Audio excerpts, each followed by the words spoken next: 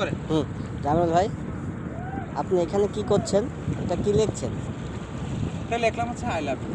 আচ্ছা, আসলে আপনি বলতে পারেন যে আমি ঘুরতে এসে কারো প্রেমে পড়ে গেছি বা কাউকে ভালোবেসে ফেলেছি। তাই তো বিষয়টা মনে এরকম হচ্ছে। না।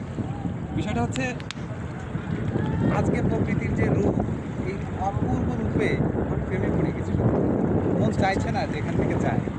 কারণ এরকম পরিবেশ, রাত্রিকালীন এই পরিবেশ, সাগর পাড়ের এই রূপ, আভা আসলে ভোলার মতো না। তাই মন চাচ্ছে যেখানে থেকে যায়।